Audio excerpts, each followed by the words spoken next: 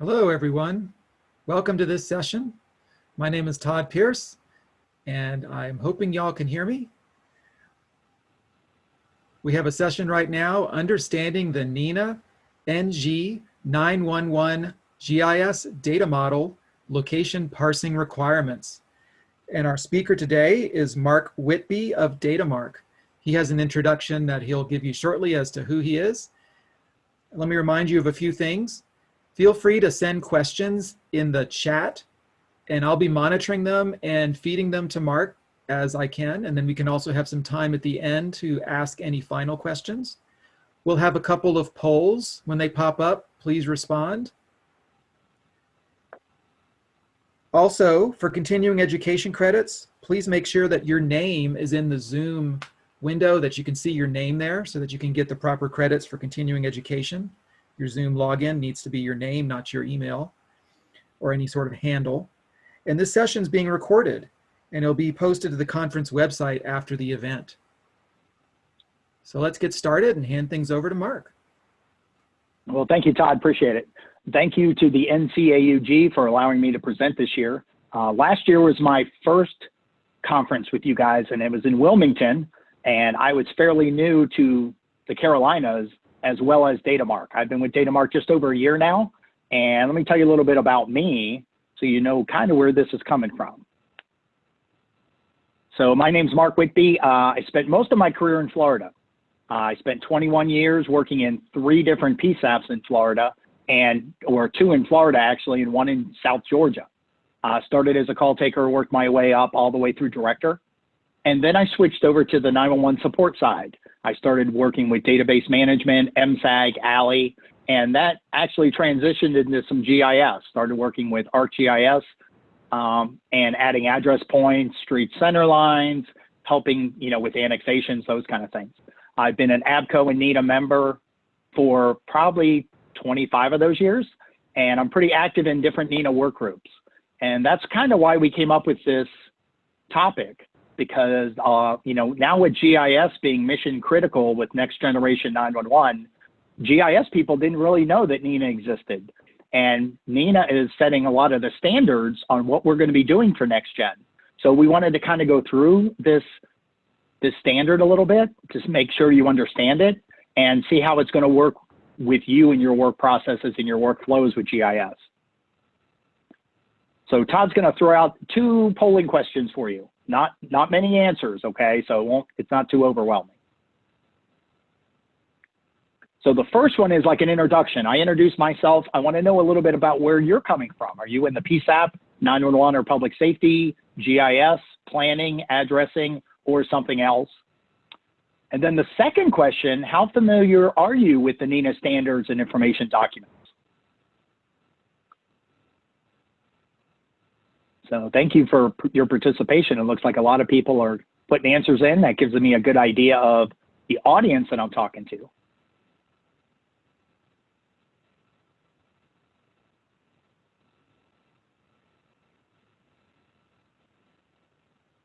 All right, so it looks like, yeah, now we're up to 80%. There we go. Okay, so we have a lot of GIS people on this call, which is awesome. Thanks for being here. We have some addressing people, and I understand the addressing side. Did some of that in my last position. Some from the planning, someone from 911, and some from other. And it looks like it's almost pretty close to a 50-50 split on, are you familiar with NENA standards? So we're gonna go through some NENA standards, and I'll give you the information on the website. What's nice about the NENA is you do not have to be a member to be able to pull down the standards and read them and implement them in your workflows and your processes. So I really appreciate that. Todd, you can go ahead and end the poll if you don't mind.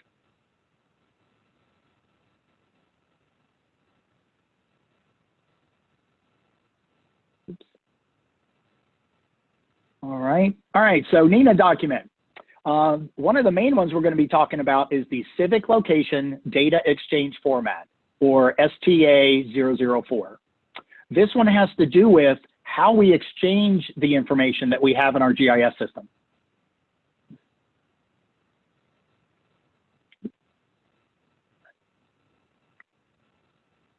So in this one, it talks a lot about county and state abbreviations, because currently most of our data sets, we know what country we're in, right? We know what county we're in. We know what state we're in. But with next generation, we're going to be sharing data from one state to another, from one region of states to another, and even have a national type database. So it's amazing how many different counties there are in different states. So in Florida, I came from a state that had 67 counties.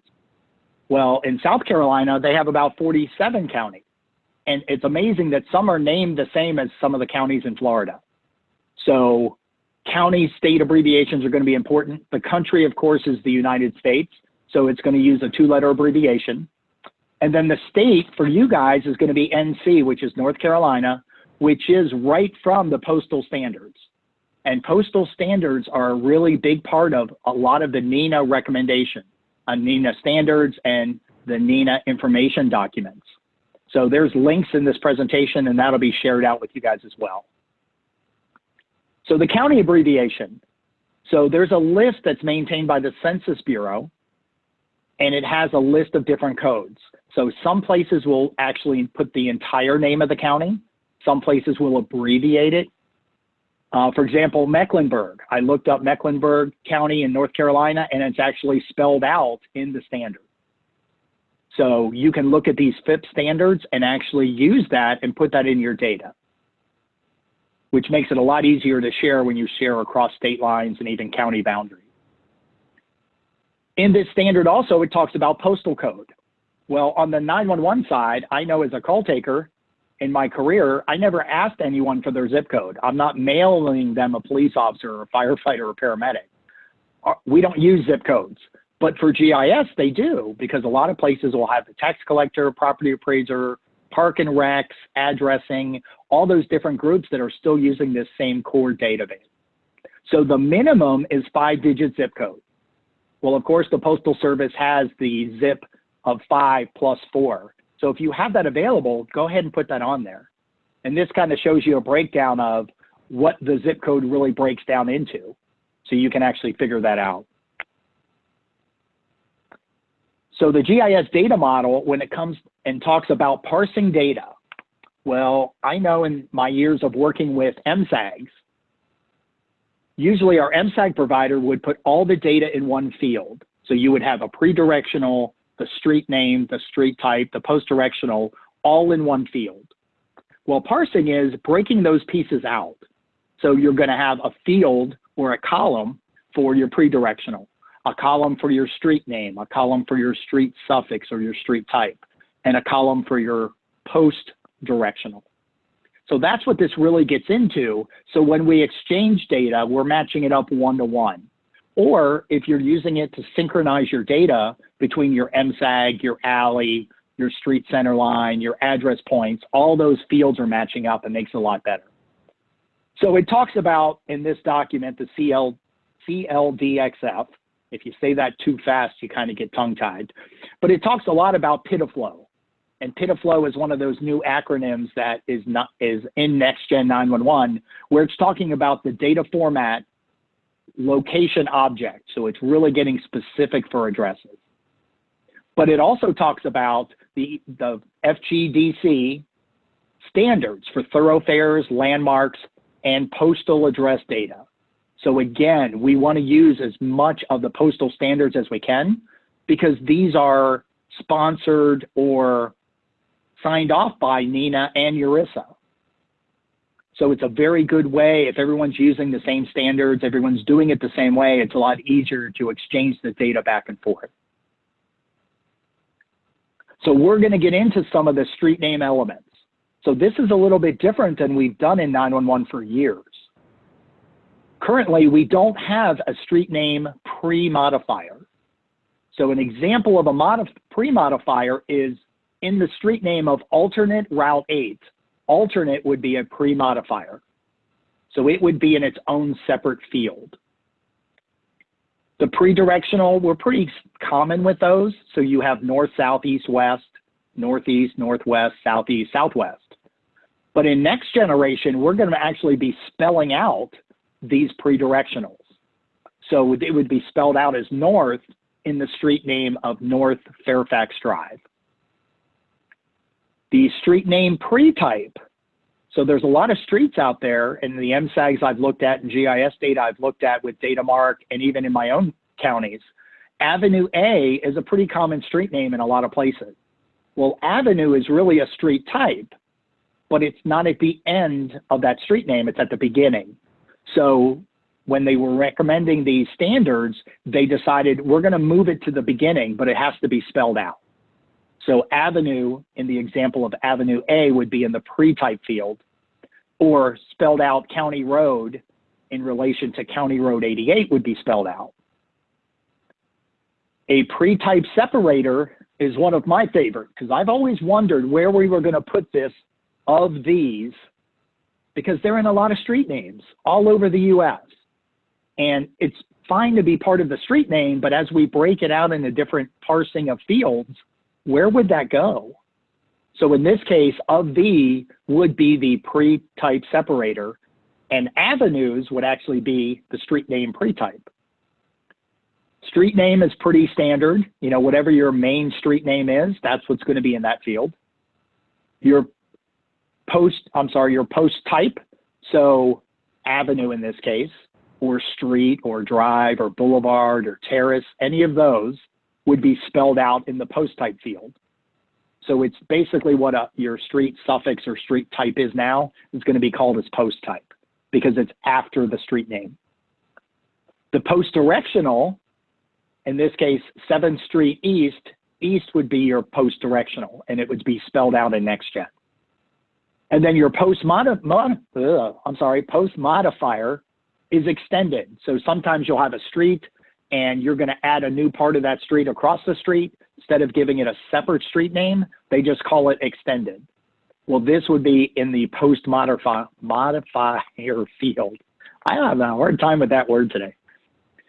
So one thing that I want to mention about these new fields that we're adding, you don't want to go into your current data and say, okay, we're going to change this field to say street name pre-modifier. And then you're going to add all these new things in there. We don't want to mess up any of your current processes or workflows or any of the systems that use your GIS data, but we want you to start thinking ahead, and maybe you can add a new field, and as you add these new streets, or as you have time to place them in certain fields, you can start preparing your data, your GIS data, for NextGen. And I know in North Carolina, AT&T is providing your EZNet for the entire state. And Geocom is a provider that is working with AT&T to look over your data and to be able to push it up to them to use in the EZNet in the core services. So here are some examples right out of MSAGs that I took right from the state of North Carolina.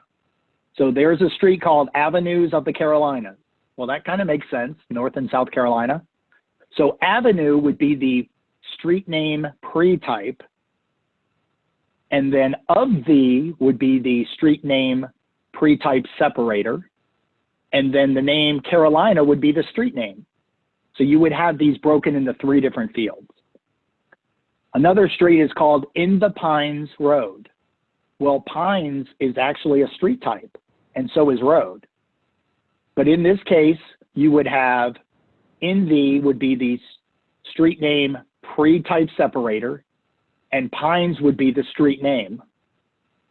Road would be the street name post type.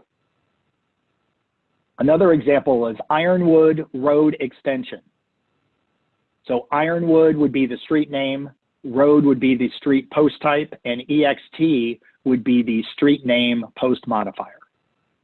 And then a lot of streets are the last example. They'll have a street name, but they'll put the word the in front of it. Well, in this case, the would be the street name pre-type, Orchard would be the street name. So these are some real examples from North Carolina. So now that we've figured out the street name, right, now we're going to have to look at the actual address. So in some areas, they're going to have what they call a street or an address number prefix. So you may have the address 5-1234 Main Street. Well, the 5 and the dash are going to go into this address number prefix. Sometimes you may have 1234A Main Street. So it's not an A as in like a separate unit, like a suite or a apartment or a condo. It may actually be part of the address. So you would use that as a address number prefix. The address number is the main numbers that are in your house number that match up to your house. And then there's also an address number suffix. Well, the address number suffix is interesting because I know in heavily populated areas, in the years past, we had an address of 119 Elm Street and the next house is 121 Elm Street on the odd side. Well, what if you put another structure in between that you need to address? There's no number available for you. So a lot of places will use 1/2 addresses. Well, we're not going to put this as part of the address number. We're going to add a field called address number suffix. A lot of communities have mileposts because we have interstates, county roads, state roads that use mile markers or mileposts. You can use this in place of or in addition to the address number. So NENA kind of took that into consideration for us with Eurissa's input. Mark. The last piece. Yeah. Mark, can you go back 2 slides to the Pines Road? There was a question about the Pines Road. Sure.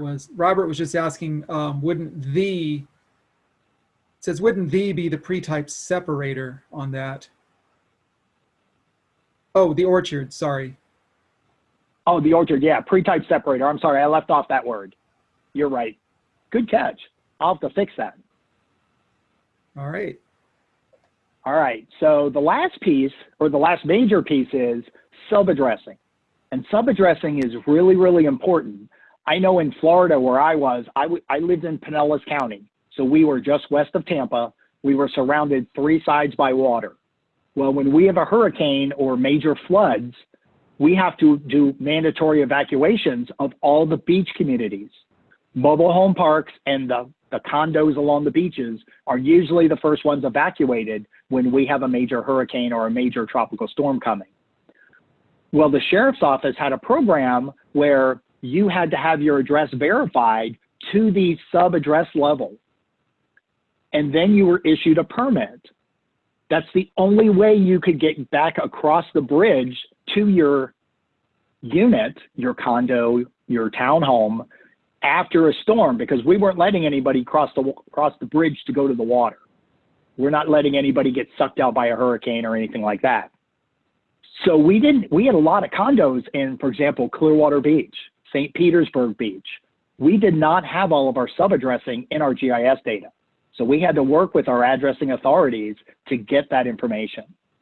So having a building, so you may have building A, building 1, building 2. You may have a building with a name. You may also have additional location. For example, like the White House has the West Wing. So that would be additional location to help a responder find the right location of someone having a heart attack or the victim of a crime. It even goes to floor level. So you may have, like in a hotel, a mezzanine, you may have a lobby, or a multi-story building may have multiple floors. So you could have the 3rd floor. Unit numbers. So if, in this case, suite 3103 at this address, that would be your unit number. So units could be apartments, condos, suites, all different types of things would fall under that unit. And you can even designate, you don't just have to put the number 3103, you can put what that is. Spell out suite or spell out apartment or penthouse, for example. The next one is room. So in this case, it's room 405F. That would be in the room field. So very granular, very specific where the responder needs to go. And then with this data model, it's actually taking it to the seat level in your data. So if you have a cubicle or you have a certain office, maybe you have an office with 5 desks in it, you may have desk 1 through 5 and you could number those accordingly. Now, the only bad part about having all this data is what if it changes? How are you going to update that, or how are you notified if it's updated? I know when I was working in the counties I worked in, a lot of times an owner would have a strip plaza and maybe there were 5 units in that strip plaza. and one of them's vacant, and it's been vacant for a while. So the landlord's like, well, if I split it into two, I can charge two people and still equal the same amount of rent for a big unit. And they'll subdivide that unit or suite, but never tell 911, never tell the fire department, right? Maybe even never even tell the building department to get permits to do the build. So if things change, what is the notification process? So you might have to be talking to whoever is in charge of the tenants, the property owner, and this could go for apartment complexes, mobile home parks, condos, all those different places would have to be able to provide updates to you so you could get that information out the best you can and update your data. Okay, so this is just one of the many, many standards and information documents that are on the NENA website. So here's a link to the NENA website. If you click on standards and best practices, it'll give you a pull down. And if you click list all standards, it will provide a list of all the standards where you can just download them directly. NENA has a really good master glossary, is what they refer to it as. The master glossary has every acronym that NENA uses. And if you've spent any time around Next Generation 911 or 911, we love acronyms, right? So there's a lot of new ones that have come out. Some are replacing other ones. For example, MSAG and ALI, they're still here. We use them every day currently in our 911 system. But as we move to next gen, an LIS, a location information server, is going to replace our ALI. And our MSAG is going to be replaced with our geographical information systems, our GIS data. But a lot of 911 centers are very good with backup systems. If your radio system goes out, what's your backup? You use a portable or mobile radio. If our CAD system goes down, we go to paper and we write down the information and dispatch the unit. I have a feeling our MSAG and ALI are going to be around for a while, so we still need to update them, but that's going to be our backup. So we're still going to use them. But the NENA website is a great resource for you guys on the GIS side, the 911 side, when it comes to information documents and standards and best practices, because we want you to use your best practices. There's some site structure address point placement guidelines on where to put the site address point. Do you put it on the house? Do you put it on the front access of the door? Do you put it on the driveway? If you have a large parcel that's 20, 30 acres, do you have a point on the house and a point on the access? That would help the responder know where the driveway is and where the house is in relation. So some really good documents. So the good part is you don't have to be a member, but we're always looking for people to get on work groups, because there are people much smarter than me that do these things, and I learn a lot being on the work groups. So that's always a good opportunity. So do you guys have any more questions? We have a few more minutes left. Yes, Mark, there is a question from Robert Cushman. Have any organizations in the US adopted the what 3 words approach to emergency routing? That is a really good question. I have heard a lot about that over the last couple of years.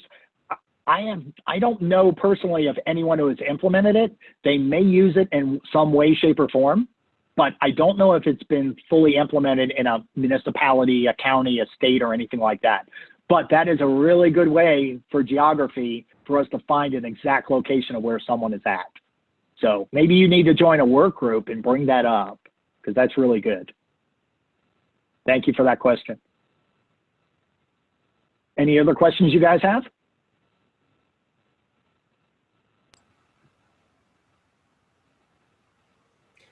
Brian Ross says that he thinks he saw a 911 center in Texas using the what 3 words approach. Wow, awesome. I'll have to do some research on that. Any other questions, just please enter it in the chat. We still have another 5 minutes. And don't leave yet, because there's a survey from NCAUG that they're going to launch before we get off this session. So they want to get your input. Well, I really appreciate the opportunity to do this presentation. We had a good turnout. We had over 50 people. when I last looked. So it looks like it even went even higher. So I appreciate your taking your time to come out and listen to what I had to say. Hopefully you guys are using some of these standards. If not, start looking at them, and maybe you can start implementing them to help that transition to next gen 911. We've been doing 911 the way we've been doing it for a long time. It's time for an upgrade. We'll probably get one last question in here before we go to the final poll. Okay. From Catherine Clifton, have you seen people incorporating railroad crossings into addresses or streets? Like splitting the roads at the crossings? I know personally, I did in Pinellas County. We broke it at the railroad crossing. And we also worked with, in Florida, I had a contact at the CSX Railroad in Jacksonville, and I got a list of all the railroad identification numbers, and I built them into our 911 CAD system. So our call taker, if someone reported that the railroad crossing lights were down, the barriers came down, if they could give us the number, we knew exactly where it was if the person didn't know what street or what intersection they were on. So we built them into our CAD system. You could also build them into your GIS as such. So that's a great idea. Yep. I would highly recommend it because railroad accidents happen, derailments happen. Suicidal people, depressed people will be out on the railroad track, get hit. Intoxicated people will do the same thing. So it's a really good idea to get a responder there. So thank you for all the questions. I appreciate it. Yeah, Mark, you may want to join in the chat. There seems to be some discussion back and forth about railroad crossings. You could join in and maybe give some more input into that. Okay. But since we just have another couple minutes, maybe we should just wrap up, do the final poll. Nice. All right, you should see it on the screen now.